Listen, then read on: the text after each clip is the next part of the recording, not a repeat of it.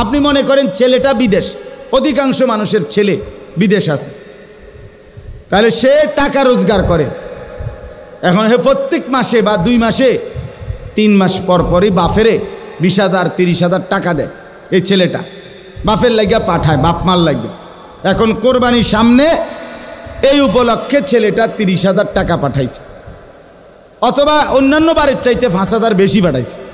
ধরেন আগে পাঠাইতো সবসময় 30,000, যেহেতু কোরবানি এই জন্য পাঠাইছে 40,000। কথার কথা 10,000 বেশি পাঠাইছে। এখন এই টাকাটা দিয়া ছেলেটার মা এবং বাপের কোরবানি করছে, বাপ মার নামে কোরবানি দিছে। এখন ছেলেটা, তার কাছে তো টাকা আছে, তার তো এই শুধু 30,000 টাকা না, তার কাছে তো তার ব্যক্তিগত জমানো টাকা আছে। তো তার কাছে তো অবশ্যই 52,500 টাকার অতিরিক্ত টাকা তার কাছে ব্যাংকে হোক যেখানে হোক তার কাছে জমা আছে না? কথা বলেন না কেন? তাহলে এই ছেলেটার উপরে কোরবানি ওয়াজিব কিনা বলেন না? তো এখন তার যে বাংলাদেশে তার বাপ মার নামে কোরবানি হলো, দিল, তো তাদের সওয়াব হইল, ঠিক আছে, তাদের কোরবানিও হয়েছে, কিন্তু এই ছেলের কোরবানি আদায় হয়েছে নি? কথা বলেন না কেন? তো এই 10 বছর ধরে ফোলাগা বিদেশ থেকে টাকা পাঠায়, বাপ মার নামে কোরবানি হয়, তার কোরবানি সে তো গুনাহগারী থাইকা গেল, সে তো নাফরমানি থাইকা গেল। এই ছেলের জন্য তো ঈদের নামাজ পড়তে নিষেধ করছে আল্লাহ, নবীজি সাল্লাল্লাহু আলাইহি সাল্লাম। তুই তো পাপী রয়ে গেলা। তাইলে বলেন কি পরিমাণ মুসলমান, এই চিন্তা হিসাব করিলে কত পরিমাণ প্রবাসী অসংখ্য এমন আছে যারা বাপমার নামে কোরবানি দেয় কিন্তু তার কোরবানি দেয় না। তো বলে বাপমার নামে কোরবানি দিত না? অবশ্যই দিব। বাপের যদি একটা লুঙ্গি লাগে, এর লাগে কি ফুতের লুঙ্গি কিনতো না? কথা কন না কেন? বাপের যদি একটা জামা লাগে, তো এর লেগে কি বাপের জামা আমি দিছি দেখা আমি আর খালি গায়ে আটমু নাকি? তো তাহলে এটা কথা হইল কোনো?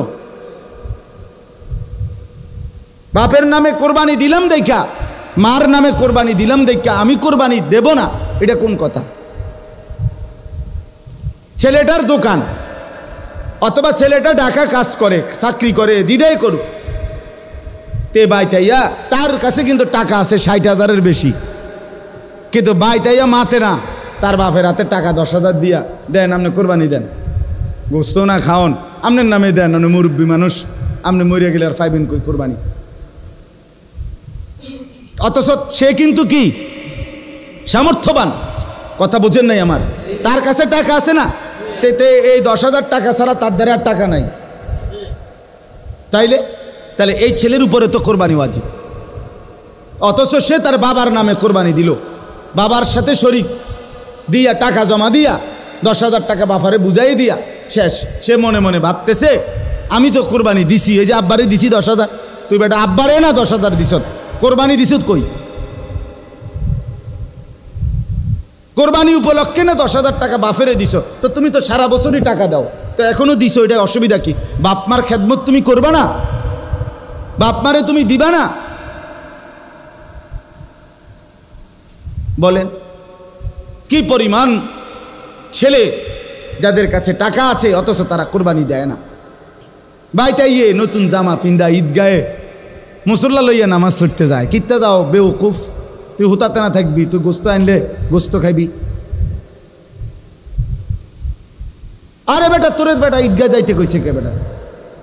এত সকাল ঘুমে তুটছু কিত্তা তুমি? গোস্ত রান্ধা হইলে না উঠবা, তোমার তো উড়াইবেই তোমার আম্মা।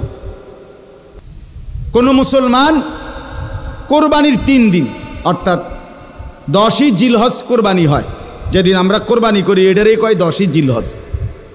তো কোরবানির দিন এবং তার পরের 2 দিন, হুজুরের মোবাইলটা সাউন্ড করে দেন তো, সাউন্ড করে দাও। তো 10, 11, 12 জিলহজ মাসের এই 3 দিন মানে কোরবানির দিন আমরা যেটারে বলি, তারপরের 2 দিন সহ এই 3 দিনের ভিতরে যদি কারো কাছে 52.5 বড়ি রূপার সমপরিমাণ টাকা মূল্য থাকে, তাহলে তার উপরে কোরবানি ওয়াজিব।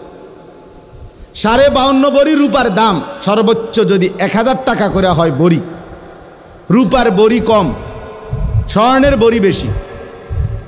রূপার বড়ি 1000, 1200, 1300, কখনো কখনো 2700 টাকাও হয়। তাইলে যদি 1000 করে গড়ে হয় তাহলে 52,500, 52,500 কিনা এই ঈদের দিন, কোরবানির ঈদের দিন এবং তারপরের 2 দিনের মধ্যে যে কোনো টাইমে কারো কাছে যদি নিজের ঘরের এই মৌলিক প্রয়োজন, ওই যেটা আমি বললাম হাওয়ায় যে আসলি বউ বাচ্চার বাজার ওষুধপত্র সহ আমরা মৌলিক খরচ যেটা মোটা দাগের, এই মৌলিক খরচ যা তার অতিরিক্ত যদি ওই পরিমাণ টাকা সম্পদ কারো কাছে থাকে তার উপরে কোরবানি ওয়াজিব। আল্লাহ রাসূল সাল্লাল্লাহু আলাইহি ওয়াসাল্লাম বলেন, যার উপরে কোরবানি ওয়াজিব হলো অথচ কোরবানি সে করলো না, রাসূলুল্লাহ সাল্লাল্লাহু আলাইহি ওয়াসাল্লাম স্পষ্ট বলছেন, ফালা ইয়াকরাবান্না মুসাল্লানা, সে যেন ঈদগাহে না আসে, সে যেন আমাদের নামাজে না আসে। এই অপদার্থ তুই ঈদের নামাজ পড়তে আসবি না। রাসূলুল্লাহ সাল্লাল্লাহু আলাইহি ওয়াসাল্লাম স্পষ্ট নিষেধ করছে, নাফরমান তুই আসবি না, তুই উঠতালা, তুই ঘরে থাক। বলেন, তাইলে জিলহজ মাসের এই 3 দিন, কোরবানির 3 দিন, মনে করেন আপনি গতকালকেও আপনার কাছে টাকা ছিল না, কিন্তু আজকে কোরবানির দিন বা তারপর দিন সকালবেলা আপনি একজনের থেকে 70,000 টাকা পাইতেন, এবারে আজকে দিছে টাকাটা, বাইতাইছে ঈদের উপলক্ষে এই টাকাটা আজকে দিছে। এই টাকাটা ছাড়াও আপনার ঘরের পরিবারের সংসারের যা প্রয়োজন তা চলবে, সমস্যা নাই। এই টাকাটা তো আমি ধরছি না হিসাব, এই আজকেই টাকাটা পাইছেন, আজকে তো আগামী এই 3 দিনের সন্ধ্যার আগে আগে আপনার জন্য কোরবানি ওয়াজিব। যে মহিলার কাছে স্বর্ণ আরও কিছু নগদ টাকা আছে, 2টা মিলাইয়া যদি, যেমন একজন মহিলার কাছে মনে করেন 1 বড়ি স্বর্ণ আছে, 2 বড়ি 1.5 বড়ি, এটা তো থাকেই, একেবারে ন্যূনতম 1-1.5 বড়ি স্বর্ণ তো যে কোনো মহিলারে আছে, বুড়া বেড়ির ভিতরে আছে, মহিলারও আছে, একেবারে গরিব বুড়াবার ঘরেও আছে। সাথে যদি ওই 3 দিন এই মহিলার কাছে আলগা কিছু টাকাও আছে, 10,000, 5,000, 20,000, 15,000, উনার টাকা, এটি উনার মহিলার নিজের টাকা, স্বামী দিছে, নয়তো ছেলে দিছে, নয়তো বাপের বাড়ির থেকে দিছে, যেমনি হোক দিছে, এই স্বর্ণ আর ওই টাকাটা মিলাইয়া যদি 52,500 টাকার দামের চাইতে বেশি হয়, এই মহিলার উপরে কোরবানি ওয়াজিব, নিঃসন্দেহে ওয়াজিব। তাইলে 1 বড়ি স্বর্ণের দাম তো হলো 80,000, ওনার কাছে আরও আছে 5,000 ব্যক্তিগতভাবে টাকা, তো 85,000 ধরেন, তো 85,000 টাকা 52,500-এর চাইতে কম, তো তাইলে এই মহিলার উপরে কোরবানি ওয়াজিব হলো কি না? কই আমাদের সমাজে কয়জন মহিলার কোরবানি দেয়? বেড়িরে গোস্ত না খাবায়, কিন্তু কোরবানি কো, রুটি গোস্ত না খায় উনি, কিন্তু কোরবানি হইও কই না। রাসূলুল্লাহ সাল্লাল্লাহু আলাইহি ওয়াসাল্লাম বলেন, যে ব্যক্তি সামর্থ্য থাকার পরেও কোরবানি করল না, সে যেন আমাদের নামাজে না আসে। কি পরিমাণ ধমক দিছেন! তাহলে আমি এই 2টা মাসালা আপনাদের বুঝাই, কোরবানির বিষয়েও বোঝা দরকার। এই জন্য এটা শরীয়তের বিধান। অনেক ছেলে আছে বালেগের উপরেই কোরবানি ওয়াজিব।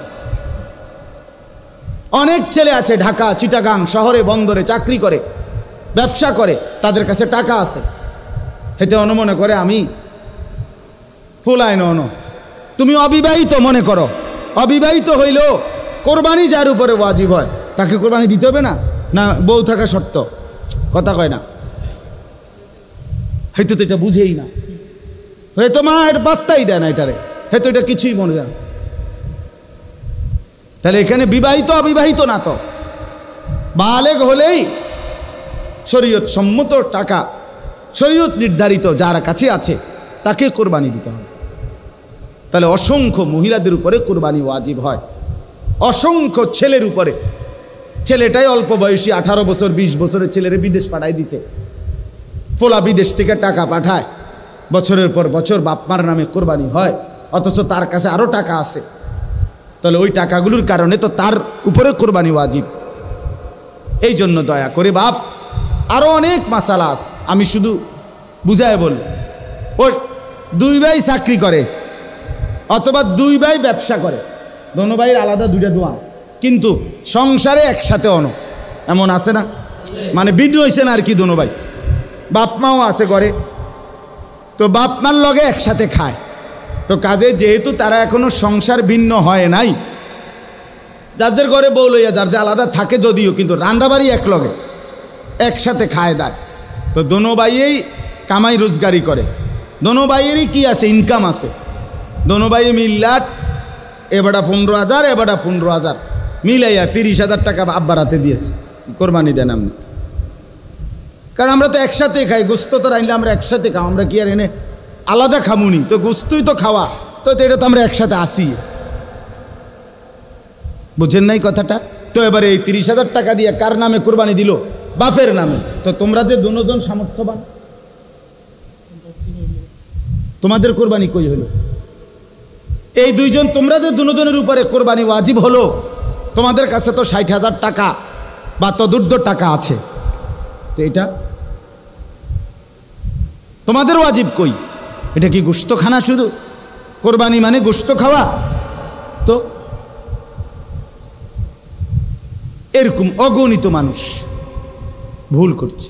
আচ্ছা, যদি বয়ের মাসালা কোনটা? মনে করেন 7 শরিকের কোরবানি, 6 শরিক আলগা হয়ে গেছে, আর এইখানে যে একটা শরিকের মধ্যে এরা 2 জন শরিক হয়েছে, এই 2 ভাই, কিন্তু দোনো ভাইয়ের উপরে কোরবানি ওয়াজিব। দোনো ভাইয়ের সামর্থ্যের কারণে, মানে দোনো জনের কাছে টাকা আছে আলাদা আলাদা, এখন কোরবানি ওয়াজিব হলে এনে 2 জনের, একজনের না 2 জনের? তো আগের আছে আলগা 6 শরিক মনে করেন, আর এরা 2 ভাই মিল্লা টাকা দিয়া 1 শরিক লইল। তো দেখতে না আপনার কাছে মনে হইল কয় শরিক? 7 শরিক। কিন্তু ইন্না আউয়ালা বাইতিন ওয়াদিআ লিন-নাসি লাল্লাযী বিবাক্কাতা, হজ এটা মূলত করা হয় কাবা ঘরকে কেন্দ্র করে। কাকে কেন্দ্র করে? তা আল্লাহ তাআলাকে যদি প্রশ্ন করেন, আল্লাহ কাবাকে কেন্দ্র করে হজ কেন করতে হবে? নামাজ বাড়িঘরে হয়, রোজা যে যেখানে আদায় হয়, জাকাত যে যেখানে আছে সেখান থেকে দিলেই হয়, তো হজে কি কি করতে হবে আপনি আমার এটা কোনায় ব্যবস্থা করি। কথা বুঝছেন কি না? নামাজ জাকাত রোজা যেহেতু এখানেই পালন করতে পারি, হজের জন্য এখানে যাইতে হবে কেন? তো আল্লাহ তাআলা কাবা ঘরের কতগুলো বৈশিষ্ট্য আল্লাহ তাআলা এখানে বলছেন, বলার পরে বলছেন এই বৈশিষ্ট্যগুলোর কারণে আমি আমার এই ঘরকে কেন্দ্র করে হজ ফরজ করলাম। কি কি বৈশিষ্ট্য কাবার, যেটা আমনের বাড়িঘরে নাই, যেটা বাংলাদেশ চীন জাপানে নাই, যেটা মক্কার ওই কাবা ঘরে আছে, সেটা আর কোথাও নাই। ওই বৈশিষ্ট্যগুলো শুধু সেখানেই পাওয়া যায়, অতএব সেখানেই হজ করতে হবে। 1 নাম্বার, ইন্না আউয়ালা বাইতিন, আল্লাহ বলে আমার এই গোটা জমিনের কায়নাতের মধ্যে ওই জায়গায় যে কাবা, এটাই জমিনের প্রথম ঘর। জমিনের প্রথম, এটা মর্যাদা, এটা কাবার বৈশিষ্ট্য, এটা প্রথম ঘর। এই পৃথিবীতে প্রথম মাটিতে আল্লাহ তাআলা এই গোটা পৃথিবীতে প্রথম যে ঘরটা বানিয়েছেন সেটা কাবা, এটা এটার বৈশিষ্ট্য। 2 নাম্বার, ওয়াদিআ লিন-নাস, এই ঘরটা আমি আল্লাহর পক্ষ থেকে বানানোই হয়েছে মানুষের জন্য। মানুষ সেখানে আসবে, আমার বান্দারা আসবে, এই জন্য আল্লাহ তাআলা কাবা বানাইয়া ইব্রাহিম আলাইহিস সালামের মাধ্যমে ইব্রাহিম নবীকে বলছে আযযিন ফিন-নাসি বিল হজ, ইব্রাহিম তুমি মানুষদেরকে এই ঘরের উদ্দেশ্যে হজ করার জন্য ডাকো। তাহলে আল্লাহ বলেন আমি বানাইছি মানুষের জন্য, তো মানুষ যাবে না তো কে যাবে? আমার বান্দা আসবে না তো কে আসবে এখানে? তো এটা বানানোই হয়েছে ইমানদারের জন্য, এটা বানানোই হয়েছে মুমিনের জন্য, এটা বানানোই হয়েছে মুসলমানের জন্য। সুবহানাল্লাহ। 3 নাম্বার লাল্লাযী বিবাক্কা, আল্লাহ বলে কাবা শুধু কেবল এটা মক্কাতেই অবস্থিত। কোথায় অবস্থিত? কাজেই এত বাই এত, দৈর্ঘ্যে কত, প্রস্থে কত, সব কিছু একেবারে ইঞ্চি মিলাইয়াও যদি পৃথিবীর অন্য কোথাও কেউ এমন একটা ঘর করে এবং এভাবে কালো যেই গিলাফটা, কালো গিলাফ কাবা ঘরের মধ্যে লাগায়, এটা তো সৌদি আরবে কোম্পানিতে বানায়, একটা নির্দিষ্ট জায়গা আছে, ওরা সারা বছর এই গিলাফটা বানায়। তো এই গিলাফ এখানে একটা বানাইলে এটা এরকম 1000টা গিলাফ বানানো কি অসম্ভব? তো এটা জায়গায় জায়গায় এরকম একটা ঘর বানাইয়া গিলাফটা লাগাইয়া দিলেই তো হয়। আল্লাহ বলে না, হয় না। লাল্লাযী বিবাক্কা, এটা মক্কাতেই হতে হবে, এখানেই যেটা এটাই এটাই। এই জন্য ওই যে আব্রাহা বাদশাহ ইয়ামানে বানাইয়া কাবার মর্যাদা দিতে চাইছিল, মক্কার এক লোক গিয়া ওইখানে পেশাব পায়খানা করে দিয়েছে, যা তোর এটা বেঁধে দিলাম। এই কারণেই আব্রাহা বাদশাহ হাতি নিয়ে আসছিল কাবা ধ্বংস করতে। কথা বুঝছেন তো? এটা মক্কাতেই অবস্থিত। 4 নাম্বার মুবারাকান, আল্লাহ বলেন কাবা এই যে মক্কার, এটা বরকতের খাজানা, বরকতের খনি, বরকতের খনি। এটাতে আল্লাহর ঘর কাবাতে আসছে, আর বরকতে বরকতে আল্লাহ তাআলা তার জিন্দেগি ভরে দিয়েছে। 5 নাম্বার ওয়া হুদাল লিল আলামিন, এটা সারা বিশ্ববাসীর জন্য হেদায়েতের কেন্দ্র।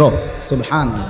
এখানে যে আসবে আল্লাহর জন্য, আল্লাহর রাজি খুশির জন্য, সে নিশ্চিত হেদায়েত পেয়ে যাবে, তার জিন্দেগি বদলাবে, তার পরিবর্তন হবে।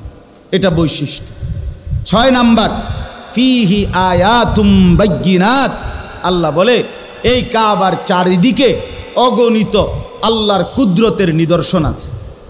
কাবার ঘর দেখলে আল্লাহর কুদরত, কাবার দরজা দেখলে আল্লাহর কুদরত, হাজরে আসওয়াদ পাথর দেখলে আল্লাহর কুদরত, হাতিমে কাবা দেখলে আল্লাহর কুদরত, মুলতাজিমের সামনে দাঁড়াইলে মুলতাজামের আল্লাহর কুদরত। এরপরে কাবা ঘরের ছাদের পানি যেই পড়ে মিজাবে রহমত, এটার দিকে তাকাইলে আল্লাহর কুদরত। হাজি সাহেবদের চেহারা, হাজি সাহেবদের এই ঘোরাফেরার দিকে তাকাইলে আল্লাহর কুদরত। তাওয়াফ দেখলে আল্লাহর কুদরত, সাফা মারওয়ায় আল্লাহর কুদরত। এখানে কদম কদম আল্লাহর কুদরতের নিদর্শনই নিদর্শন।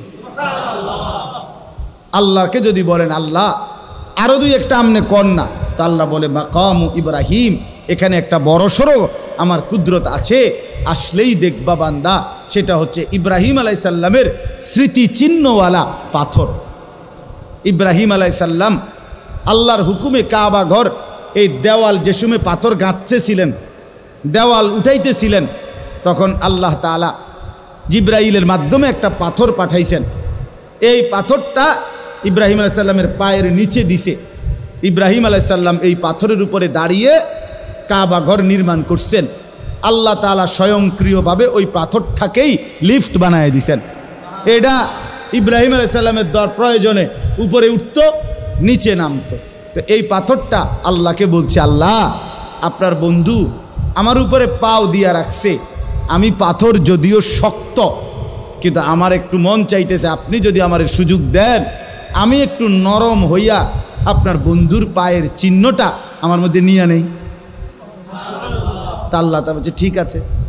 তো পাথর নরম হয়েছে, ইব্রাহিম আলাইহিস সালামের 2 পাও পাথরের মধ্যে দাইবা গেছে, একবারে খাপে খাপ পায়ের চিহ্ন লাগিয়া গেছে। এখন আজ 6000 বছর পরেও ইব্রাহিম আলাইহিস সালামের সেই পায়ের চিহ্ন বিশিষ্ট পাথর ওইখানে অবিকল একই রকম আছে। ফিহি আয়াতুম বাইয়িনাত মাকামু ইব্রাহিম, এটা বৈশিষ্ট্য। আপনি গেলে দেখবেন। চলেন যাই, বলেন ইনশাআল্লাহ। যে দিল আল্লাহর ঘর দেখতে চায় না সেটা কোনো দিলে না, তুই বেটা কোনো মুসলমান মহব্বতওয়ালা হলি না। যেই কলিজায় আল্লাহর ঘর দেখতে চায় নাই, সে তো আল্লাহকে ভালোই বাসে নাই, আল্লাহকে মহব্বতই করে নাই। সুবহানাল্লাহ। ওয়ামান দাখালাহু কানা আমিনা, এই শেষ বৈশিষ্ট্য হইল আল্লাহ বলে আমার এই কাবা এমন জায়গা, এখানে আসলেই নিরাপদ, আসলেই নিরাপদ, গুনাহ থেকেও নিরাপদ, নাফরমানি থেকেও নিরাপদ, শত্রুর হামলা থেকেও নিরাপদ, কারো জুলুম অত্যাচার থেকেও নিরাপদ। সুবহানাল্লাহ, নিরাপদ। ওমান দাখালাহু কানা আমিনা, ঢুকলেই নিরাপদ, ঢুকলেই নিরাপদ। আল্লাহ বলছেন এটা নিরাপদ। এই এত কিছু বলে এই শেষ কথাটা দেখেন, আল্লাহ তাআলা বলেন কাবার কি কি বৈশিষ্ট্য কইল? 9টা বৈশিষ্ট্য কইছে। 1 নাম্বার, এটা প্রথম ঘর। 2, মানুষের জন্যই বানানো হয়েছে। 3, মক্কাতেই অবস্থিত। 4, বরকতের কেন্দ্র। 5, সারা পৃথিবীর মানুষের হেদায়েতের কেন্দ্র। 6, এখানে অগণিত নিদর্শন আছে চারিদিকে। 7, এখানে মাকাম ইব্রাহিম আছে। 8, এখানে যে ঢুকবে সে নিরাপদ হয়ে যাবে। এই 8টা, 9টা না, 8টা। আবার ওই একটার ভিতরে তো অনেকটি, এখানে অনেক নিদর্শন আছে কইলে তো একটা একটা আলগা আলগা কইলে তো এখানে অনেকটি। সর্বশেষ আল্লাহ বলেন এই এতগুলো বৈশিষ্ট্যের কারণে ওয়ালিল্লাহি আলান নাসি হিজ্জুল বাইতি, আমি আল্লাহ আমার সন্তুষ্টির জন্য আমার বান্দাদের উপরে মানিস্তাতা ইলাইহি সাবিলা, শরীয়ত কর্তৃক নির্ধারিত সামর্থ্য যাদের আছে তাদের জন্য এই ঘরের হজ ফরজ করে দিলাম। আল্লাহ এবার শেষ বলে বান্দা শুনো, আমি এত বড় মর্যাদাপূর্ণ কাবা, এত বৈশিষ্ট্য বললাম, হজটাকে ফরজ করলাম, সামর্থ্য আমি দিলে তাইলে যাইতে কইছি, আমি যদি সামর্থ্য না দেই তাইলে যাওয়ার দরকার নাই। তাইলে আমি সব কিছু আমি দেওয়ার পরে বলার পরেও যে অবজ্ঞা করবে, তুচ্ছ তাচ্ছিল্য করবে, খামখেয়ালি করবে, ওমান কাফারা ফা ইন্নাল্লাহা গানিয়ুন আনিল আলামিন, আল্লাহ বলে কেউ যদি অস্বীকার করে, অবজ্ঞা করে, তাইলে আমি রব্বুল আলামিন সারা পৃথিবীও যদি আমার এই ঘরকে পাত্তা না দেয় আমার কোনো অসুবিধা নাই, আমি কারোই মুখাপেক্ষী না, বরং সবাই আমারই মুখাপেক্ষী। 16 কোটি মুসলমানও যদি হজ না করে আল্লাহর কিছুই যাবে না, আসবে না, ক্ষতিগ্রস্ত হবে আমরা। কথা বলেন না কেন? বাংলাদেশ থেকে যদি কেউ হজে না যায় তো কাবা ঘরের এক সাইড কাইতেই দেবো নাকি? তা আল্লাহর ঘরের মর্যাদা কমে যাবে না, আল্লাহর মর্যাদা কমে যাবে। কিন্তু আমি না গেলে, আপনি না গেলে, হজ ফরজ হওয়ার পরেও তো আপনার আমার মরণ যদি ইহুদির মরণ হয়, খ্রিস্টানের মরণ হয়, তো কি হবে কবরে, কি হবে হাসরে, কি হবে আখেরাতে, কি হবে পরকালে? এজন্য দয়া করে কথা এখানেই শেষ, মেহেরবানি করে চলেন। কিছু মাসালাও বললাম অল্প করে, আবার ফজিলতও বললাম হজ্জের, কোরবানির। হজ এবং কোরবানি, যাকাত এগুলো আদায়ের প্রতি আরও যত্নবান হবেন। আল্লাহ তাআলা আমাদেরকে তৌফিক দান করেন। যে কয়জন নওজোয়ান ছেলে আছো ভাইয়া, মেহেরবানি করে অনুরোধ করছি, কষ্ট করে গরমের মধ্যেই ভাই আল্লাহর কথা শুনেছ ভাইয়া, আমার অনুরোধ রইল মুসলমানের যুবক 5 ওয়াক্ত নামাজ পড়তে চেষ্টা করো ভাইয়া।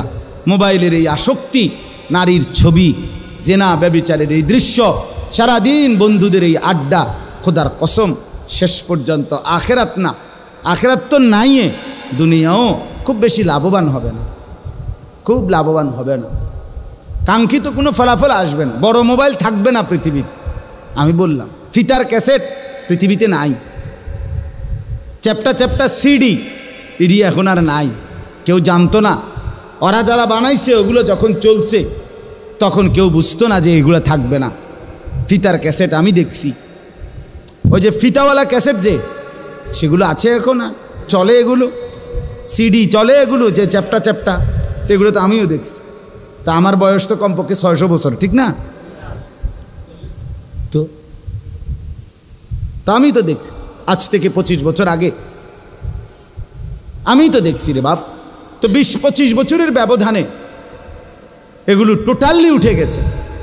এখন বাচ্চারা যদি মোবাইলে, আরে ফিতার ক্যাসেট চিনাই তো হয়তো, তো মোবাইলে হয়তো টোয়াইয়া বাইর করে দেখান লাগবে যে এরুম আছিল,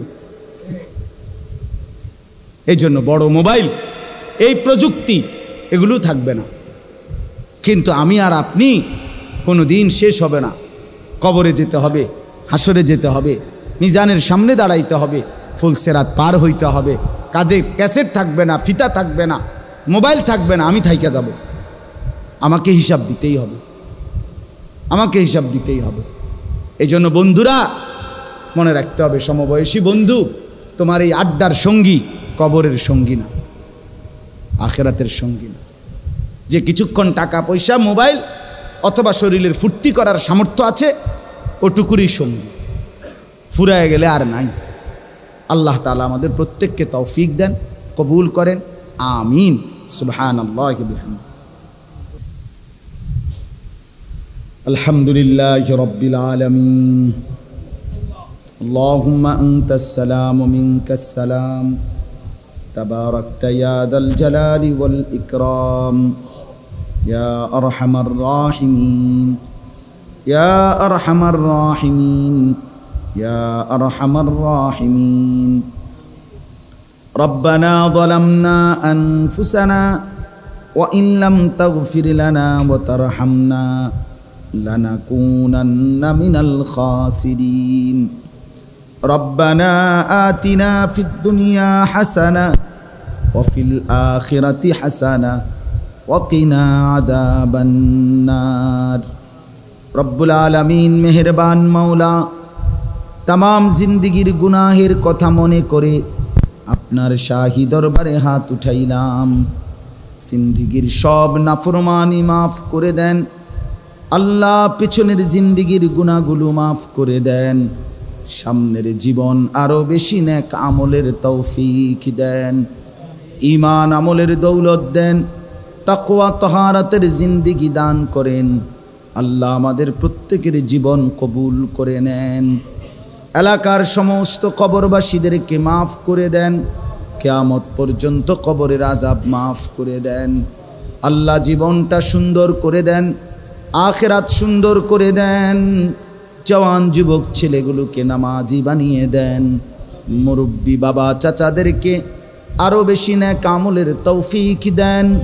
मा बोनदेरके पर्दा पुशिदा दान करें। आल्लाह माद्रासाखाना आपनि कबूल करे नेन। আল্লাহ মাদ্রাসাটা আপনি কবুল করে নেন। আপনি চাইলে সবই হবে, আপনি না চাইলে কিছুই হবে না। আপনার দয়া, আপনার